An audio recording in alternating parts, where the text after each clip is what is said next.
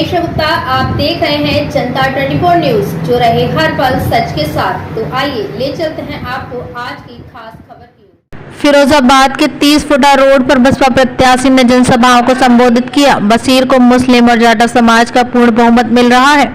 मुस्लिम आबादी वाले क्षेत्र में बशीर को लोग खुलकर समर्थन दे रहे हैं। इतना ही नहीं, उनका भव्य स्वागत भी कर रहे हैं। यही हाल बसपा के कोर वोटर जाटा समाज में भी बशीर को खूब जन समर्थन मिल रहा है। जनसभा के दौरान बसपा प्रत्याशी ने जमकर सपा पर हमला बोला। वहीं एहतसान अली बाबर ने समाजवादी पार्टी के नेताओं को आस्तीन का सांप बताया और कहा, आस्तीन के सांप को सबसे पहले हटाना है, उसको उसके घर का रास्ता दिखाना है। उन्होंने कहा, समाजवादी पार्टी को फिरोजाबाद में लोकसभा चुनाव लड़ाने के लिए यादव के अलावा कोई और नहीं मिलता है।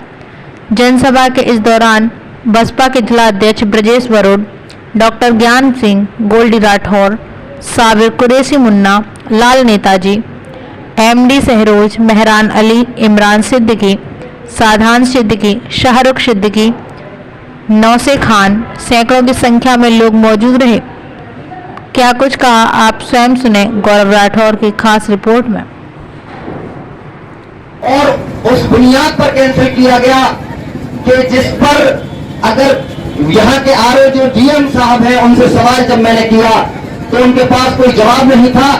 उन्होंने जब जवाब नहीं दिया तो मजबूरन मुझे इस मसले में हाई कोर्ट जाना पड़ा, क्योंकि अब परचम पार्टी ऑफ इंडिया का कोई कैंडिडेट नहीं है।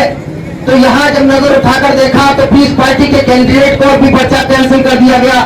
एक हमारी बहन ने पर्चा भरा था, मुस्लिम बहन ने, उसके पर्चे को भी निरस्त करा दिया गया।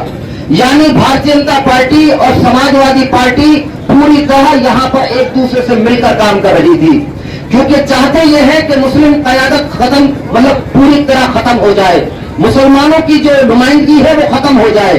वो इत्तफाक है कि चौधरी बशीर साहब का पर्चा यहाँ पर एक्सेप्ट हुआ। उसकी वजह ये थी सबसे बड़ी, क्योंकि चौधरी बशीर साहब बहुजन समाज पार्टी के उम्मीदवार थे और एक राष्ट्रीय पार्टी के उम्मीदवार होने की वजह से इनका पर्चा एक्सेप्ट कर लिया गया।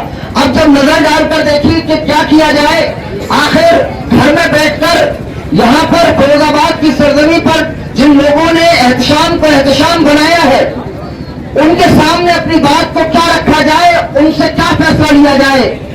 तो जब नजर उठाकर देखी तो देखा कि यकीनन बहुजन समाज पार्टी से हमारे सियासी इख्तलाफात पार्टी बेसिस पर हो सकते हैं। आप देख लीजिए, इनके गलों में नीली पट्टियां हैं, जो कि बहुजन समाज पार्टी का सिंबल और बैनर का कलर नीला है। लेकिन मेरे गले में नीला नहीं है, सिर्फ मेरे गले में एक हरा भी है और एक नीला भी है और एक सफेद भी है। इस हरे का मतलब मुसलमानों तुमसे है, इस नीले का मतलब दलित भाइयों से है, और समाजवादी वालों मिच्छो कफनो, तुम जो धमकी देते हो, ये कफन एहतशाम अली बाबर अपने साथ लेकर चलता है, इसलिए सफेद कलर मेरे पास है। ऐज़ान मोहतरम, इसलिए क्योंकि चौधरी बशीर साहब एक मुसलमान है, इनसे एक रिश्ता है ला इलाहा इल्लल्लाह मोहम्मद रसूलुल्लाह का, इसलिए हमने ये फैसला लिया कि हम इन जालिमों के खिलाफ चौधरी बशीर साहब की तारीफ करेंगे और चौधरी बशीर साहब को शाना बशाना करे चलाएंगे। ये हमारी पार्टी की पॉलिसी है, पार्टी ने इस पर फैसला लिया है। किसी के जहन नशी कर लीजिए कि हमने कोई पार्टी में ज्वाइन की है और ना इंशाअल्लाह ताला कभी एक पार्टी ज्वाइन की जाएगी। जो भी है, छोटा सा घर है, अपना घर है, अपना बनाया है, अपना ही रहेगा। बहरहाल ऐज़ान मोहतरम, छोटे से वक्त में आपके सामने रहना चाहता हूँ। कुछ बातें हैं जो आपके सामने रखकर यहाँ से आपसे दूर चला, यहाँ से अगली जगह में चला जाऊंगा, क्योंकि आगे मुझे प्रोग्राम में जाना है। फिरोजाबाद के गैरतमंद मुसलमानों, 7 तारीख को आपको अपने वोट का इस्तेमाल करना है। सामने आ जाए तो क्यों किया जाए और नहीं किया जाए तो उसकी वजह क्या है, क्योंकि समाजवादी पार्टी के तमाम लोग एक बात कह रहे हैं, सिर्फ एक बात पर वोट मांग रहे हैं। जब उनसे पूछा जाए कि आपको वोट क्यों किया जाए, तो समाजवादी पार्टी के कारिंदे एक बात कहते हैं, वो इसलिए किए जाए कि ताकि भाजपा को हरा दिया जाए। मुसलमानों, क्या भाजपा को हराना तुम्हारा जिंदगी का मुकद्दर बन चुका है? क्या सिर्फ भाजपा के खिलाफ वोट करना इस नाम पर करना कि किसी को हराकर दूसरे को जिता देना, उसको जिता देना जो भाजपा से भी ज्यादा खतरनाक है, फिर तुम्हारी जिंदगी का मुकद्दर बन चुका है। ये फैसला आपको करना है। एक सवाल मुसलमानों में तुम्हारे सामने करना चाहता हूं, मुझे सिर्फ एक बात बता दो कि अगर तुम्हारे सामने 5 फुट आगे तुम्हें दिखाई दे कि तुम्हारे सामने काला सांप कोबरा खड़ा हुआ है और उसी सेकंड में तुम्हें यह पता चले कि मेरी आस्तीन में भी सांप है, तो पहले किस सांप को मारोगे? बोलो, किस सांप को मारोगे? आस्तीन को मारोगे ना? तो यकीनन ये समाजवादी पार्टी तुम्हारी आस्तीन का सांप और भाजपा कोबरा है तुम्हारे लिए। पहले इसे मारना जरूरी है, तब तुम भाजपा से मुकाबला कर पाओगे। आपने 70 वर्ष में आज तक 70 वर्ष तक यही करते रहे हो कि भाजपा को हराओ, फिरका ताकतों को हराओ। और मैं जिम्मेदारी के साथ कहता हूं कि समाजवादी पार्टी के नुक्से में फिरका परस्ती है, और समाजवादी पार्टी के नुक्से में इसलिए फिरका परस्ती है कि चले तो लोहिया के घर से समाजवाद का नारा लेकर थे, लेकिन चलते चलते ये नागपुर के आरएसएस के कार्यालय पर जाकर इन्होंने घुटने टेक दिए। और उसकी वजह क्या है? अभी आपके मालूम हुआ होगा कि रमजानों में मुख्तार अंसारी साहब का इंतकाल हुआ। अल्लाह रब्बुल इज्जत उन्हें जन्नत में आला मुकाम अता फरमाए। हमारा भाई था, एक दीदावर शख्स था, दुनिया से चला गया। लेकिन मुसलमानों, मेरा तुमसे सवाल यह है, खासतौर से तुम्हारे सामने समाजवादियों से सवाल करना चाहता हूं कि मुख्तार अंसारी को जेल भेजने वाले कौन थे? किन लोगों ने मुख्तार अंसारी को जेल भेजा?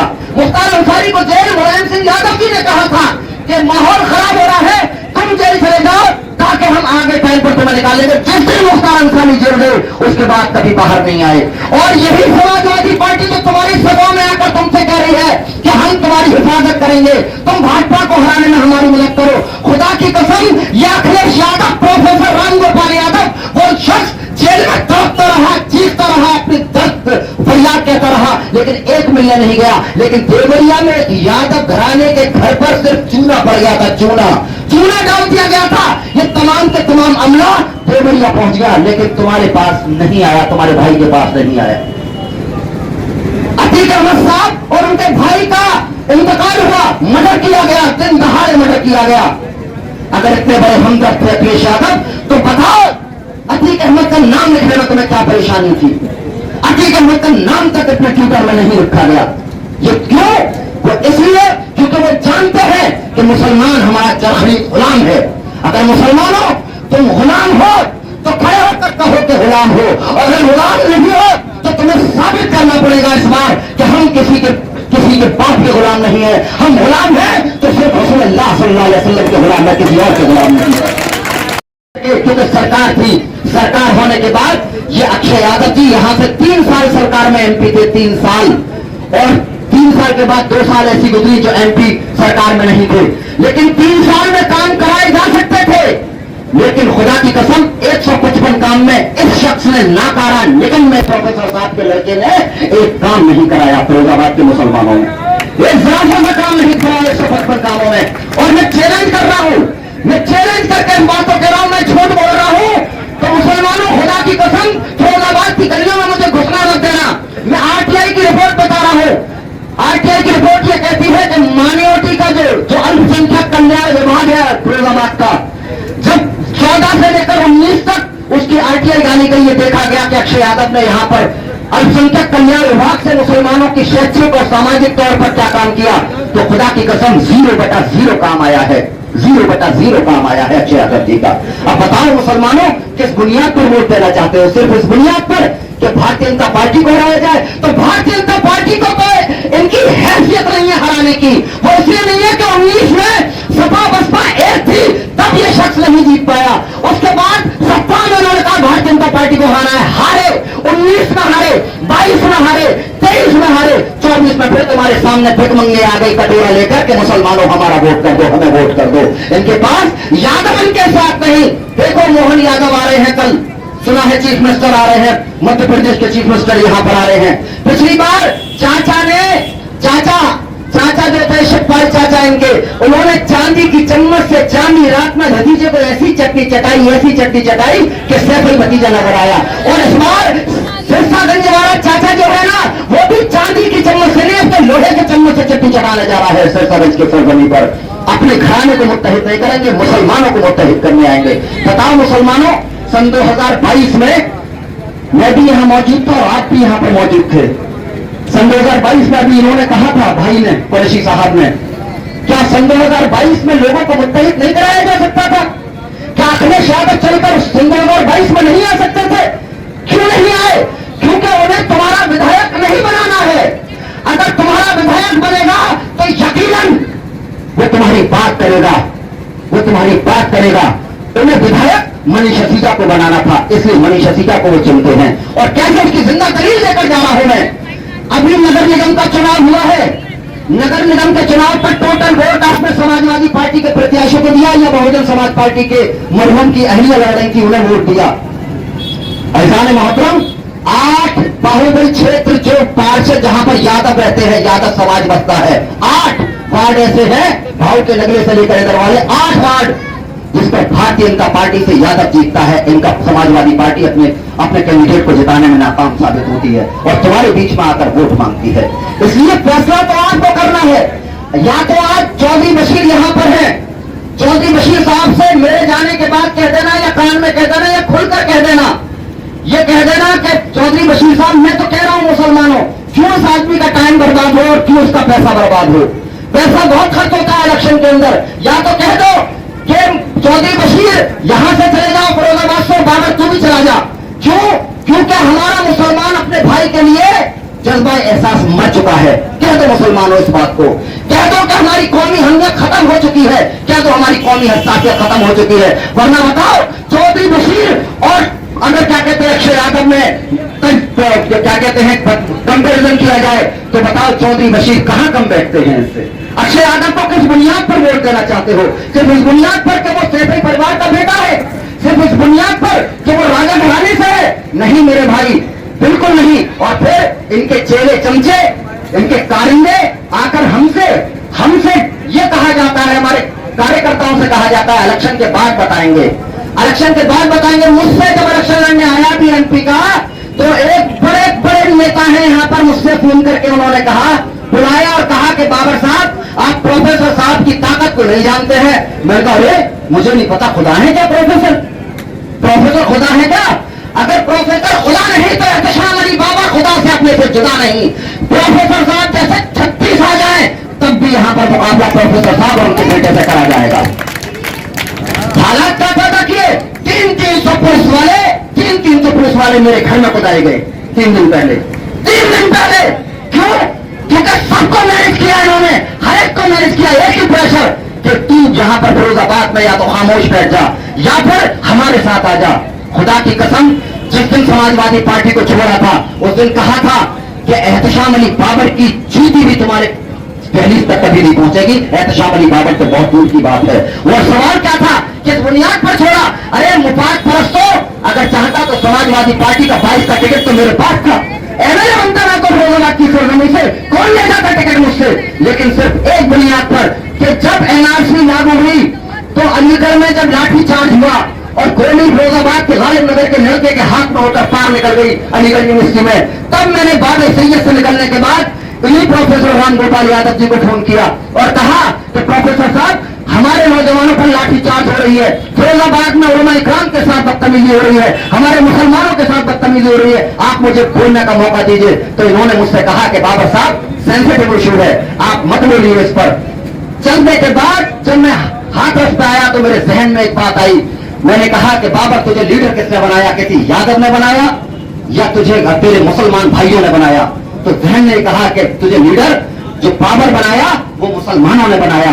तो हमने उसी वक्त फैसला लिया कि वो जगह जहां पर हम अपनी बात ना रख सकें, वो जगह जहां पर हम अपने कौम की तारीफ ना कर सकें, वो जगह जहां पर अपने कौम की हिमायत का ऐलान ना कर सकें, तो लानत ऐसी पोस्ट पर, लानत ऐसी पार्टी के ऊपर, लानत ऐसी जगह पर हमने फैसला लिया और वहीं से इस्तीफा दिया। वहीं से इस्तीफा देकर कहा कि जिंदगी भर तुम्हारे पास नहीं आएंगे और 24 में अगर जिंदा रहे तो तुम्हारे सामने मुकाबला करेंगे। यकीन मानिए, कोशिश की, पर्चा निरस्त हुआ, लेकिन मुकाबला आज भी जारी है। वो चौधरी बशीर की शक्ल में जारी है, इंशाअल्लाह होगा और जारी रहेगा इनसे। आगरा से एमएलए बनकर आपके सामने आ गया। वो हिम्मत ही थी क्योंकि उससे पहले हमारे बुजुर्ग मुस्लिम समाज के लोग चुनाव लड़े लेकिन कभी कामयाब नहीं हो पाए। चौधरी बशीर ने उस वक्त भी हिम्मत दिखाई, अल्हम्दुलिल्लाह, और आज भी हिम्मत दिखा रहा है और 2014 में भी हिम्मत दिखाई थी। यही राम गोपाल यादव जिस वक्त इनके बेटे की शुरुआत थी, पहली अक्षय यादव का पहला चुनाव था और चौधरी बशीर को माननीय बहन जी ने बुलाकर जब टिकट दिया, उसका कारण क्या था? मुझसे पहले भुट्टो भाई को टिकट दिया गया था, लेकिन जब इनकी सरकार थी उनकी फैक्ट्रियों में ताले लगा दिए गए, उनको डराया धमकाया गया, उनको टिकट वापस करना पड़ा। उसके बाद माननीय बहन जी ने चौधरी बशीर को बुलाया और मुझसे कहा, देख मैं तुझे फिरोजाबाद लोकसभा से टिकट देती हूँ। भुट्टो को तो इन्होंने डरा दिया, लेकिन मुझे मालूम है तू नहीं डरेगा और तू चुनाव लड़ेगा, हिम्मत से लड़ेगा। तो मैंने कहा बहन जी ठीक है, मैं आपकी बात मानकर फिरोजाबाद लोकसभा चुनाव लड़ने जरूर जाऊंगा इंशाअल्लाह ताला। मैं आपके बीच 2014 में चुनाव लड़ने आया, लेकिन जब इनके बेटे की शुरुआत थी अक्षय यादव की, इनकी सरकार थी, इन्होंने मुझ पर फर्जी 14 मुकदमे लगवाए उस दौर में जब इनकी सरकार थी। मुझको चुनाव इन्होंने उस दौर में लड़ने नहीं दिया। आपके इस भाई को इन्होंने 23 दिन जेल में ठुसवाने का काम किया। मेरी खता क्या थी कि मैं फिरोजाबाद के मुसलमानों का जो हक है, क्योंकि फिरोजाबाद के मुसलमानों की जो सीट है लोकसभा, इस पर सिर्फ और सिर्फ मुसलमान का हक है, सैफई परिवार का हक इस पर कतई नहीं रहा। मैं आपसे पूछना चाहता हूँ, जहाँ 3 लाख 4 लाख यादव है वहाँ अक्षय यादव लड़ेगा, जहाँ पर 4 लाख 5 लाख यादव है वहाँ डिम्पल भाभी लड़ेगी, जहाँ पर 5 से 6 लाख यादव है वहाँ शिवपाल सिंह यादव लड़ेंगे, जहाँ 4-5 लाख यादव है वहाँ धर्मेंद्र यादव लड़ेंगे, जहाँ 4-4 5-5 3-3 लाख यादव है वहाँ इनके परिवार का भतीजा भाभी चाचा सब लड़ेंगे भांजा, और जहाँ 50,000 यादव है वहाँ अकरम लड़ेंगे, बशीर लड़ेंगे, एमपी शहरोज लड़ेंगे। मुसलमानों को टिकट देना हमने अपना काम पूरा कर दिया।